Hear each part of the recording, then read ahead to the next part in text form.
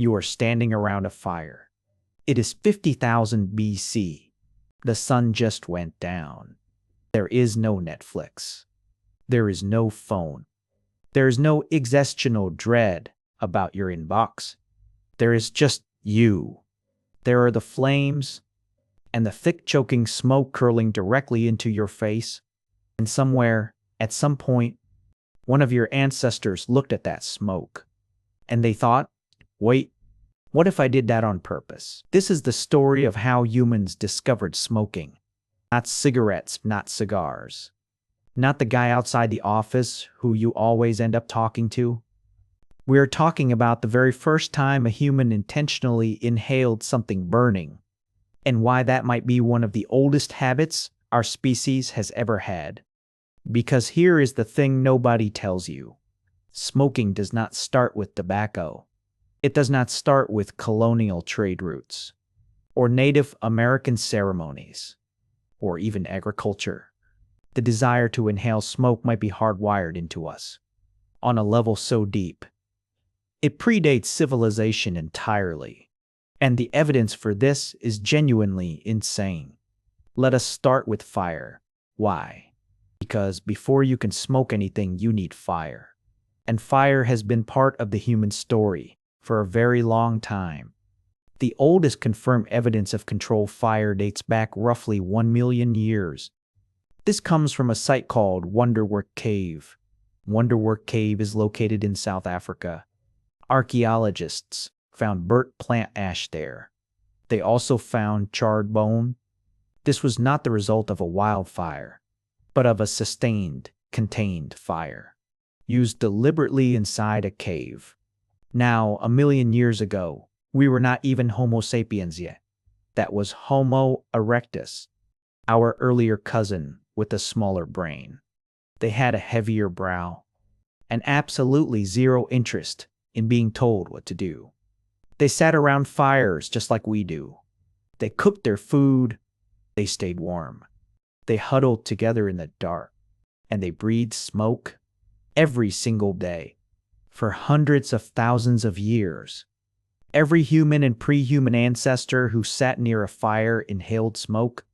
It was completely unavoidable. It was constant. It was basically the original air quality situation, and nobody had an app to check it. But here's where it gets interesting. Some of that smoke was not just wood smoke. When you burn organic matter, you do not just get carbon dioxide and water vapor. You get a cocktail of compounds depending on what you are burning. Some plants, when combusted, release psychoactive chemicals. These include alkaloids and terpenes, compounds that interact with the human nervous system in ways that are, let us say, noticeable. In other words, some of our ancestors were getting high, absolutely accidentally getting high around the campfire, and they had no idea why they felt amazing. This is not a fringe theory. Researchers have proposed this for decades. Early humans living in forested environments were regularly exposed to the smoke of psychoactive plants like cannabis or Nicotiana species, and various entheos. These plants grow naturally across Africa, Europe, and Asia. The human brain, it turns out, has receptors that respond to go. These receptors did not evolve because of cannabis.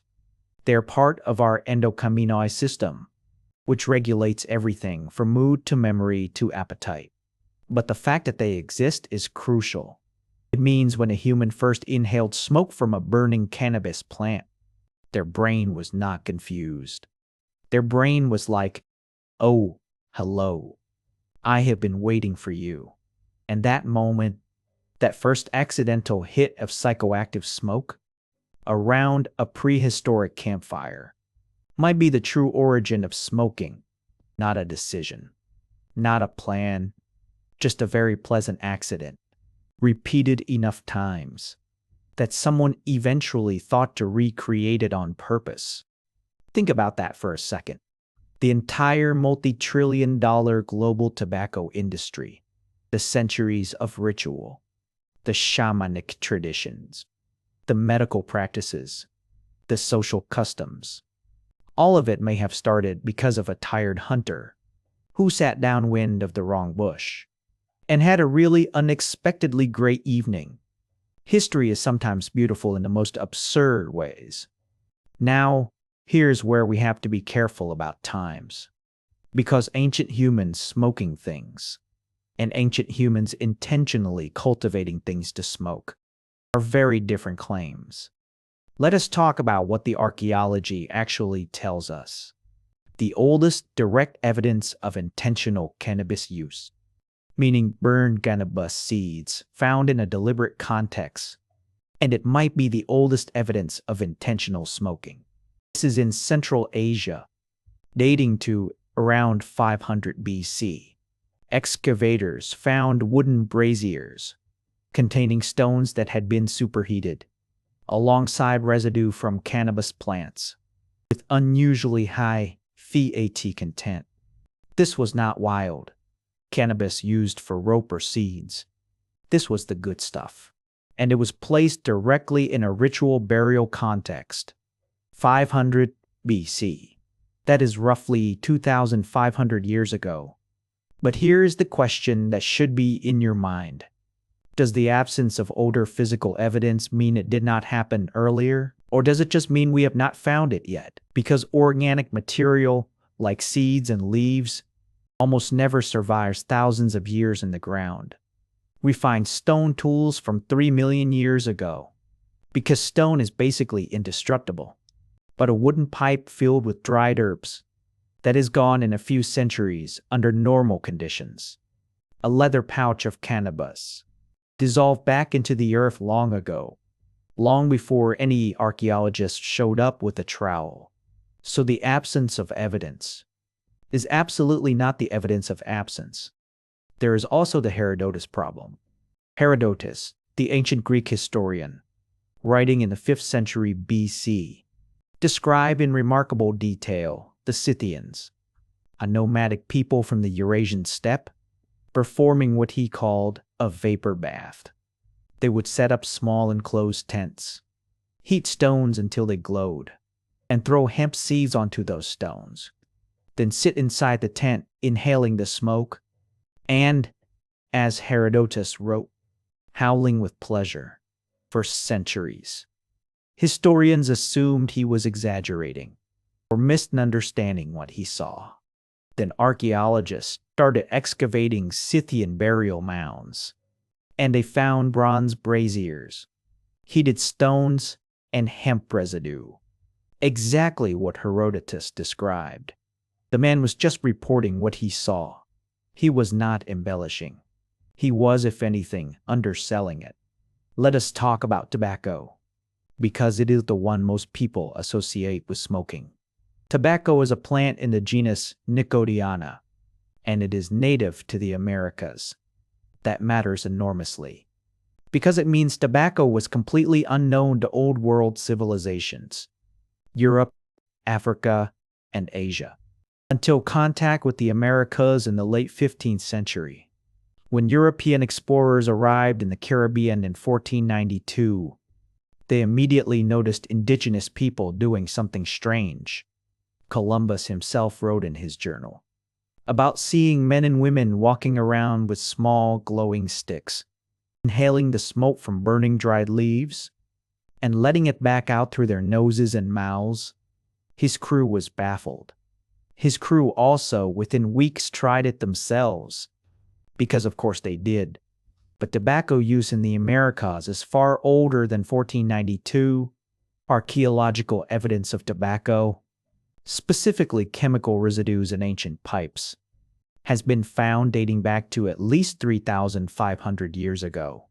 In the southeastern United States, some researchers believe it could go back considerably further, possibly 10,000 years or more, linked to cultivation in the Amazon basin. And here is the thing about tobacco in ancient America. It was not recreational, not primarily. It was sacred. Tobacco was used in healing rituals, in communication with the spirit world, in binding agreements between tribes. Blowing smoke on someone was an act of blessing, of connection, of respect.